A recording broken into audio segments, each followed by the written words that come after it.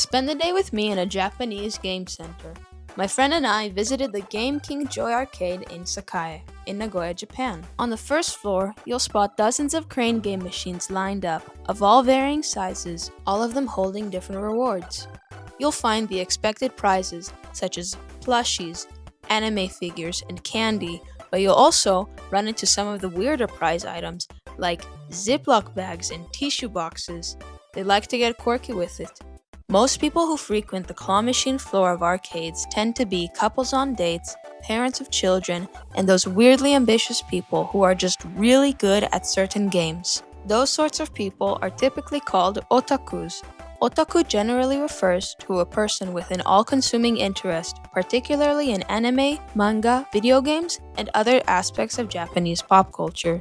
Anyways, if you're like me and you don't like to lose money on things you could buy at a store as a hobby, then you're probably not going to be able to win anything. What a lot of those crane game wizards also tend to do is sell their prizes to secondhand stores and websites, so if I really wanted a plushie in the shape of a cicada, I could buy it from there. Anyone familiar with arcade claw machines knows that they are extremely hard to win from. Some machines had signs indicating they were of lower difficulty and more suitable for beginners, but I still doubted I could get anything from them. On the second floor lie the more intense portions of Japanese arcade games. Upon entering this section, you'll be hit with a great wall of noise, the slight smell of cigarettes, and the essence of pure otaku mania. Here you'll find a wide variety of rhythm, dance, and car racing games. Among all the different game machines, there is also the photo booth area, called Purikura. This section also offers costumes that women can rent and try on for their photo taking session. I say women specifically because men are not allowed in this area, at least not by themselves. To prevent perverts and creeps, of which Japan infamously has many, a lot of arcades started separating the Purikura booths into a different zone and making it a female-only space. Males can still enter if accompanied by a female companion, but they can't rent costumes or go into the powder room.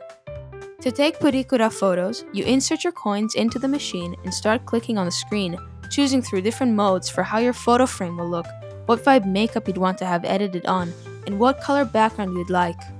After the screen finally instructs you to enter the photo booth, you'll be under a time limit and given 2 minutes to take your photos. After you shoot your pictures, you can then edit them, also under a time limit, to make your face even more alien-like if you feel so inclined. You can also add stickers and doodles to your portraits. Many foreigners experience a culture shock moment and laugh at Purikura photos, making fun of how ridiculous the filters that automatically change your face look. But I think they're too harsh. I mean, just look at how beautiful they turned out.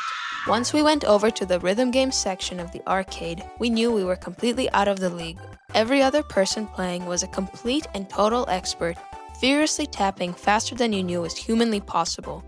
I felt entirely out of place, like I was moving at a snail's pace, even while challenging myself to play at advanced difficulty. Completely outclassed by the surrounding company, we left feeling humbled to explore more sections of the arcade. Up on the third and last floor, mostly pachinko and other low-stakes gambling games came into view.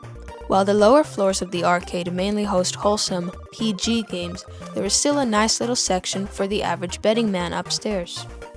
Besides some cool visuals, there wasn't much for us to do on this floor, so we decided to go back down and keep ogling at the insane rhythm game fanatics a little longer. I left the arcade with nothing but the eerie photos my friend and I took and some nice memories. But it made me wonder, why do we pay so much with so little chance to win? Do we enjoy losing?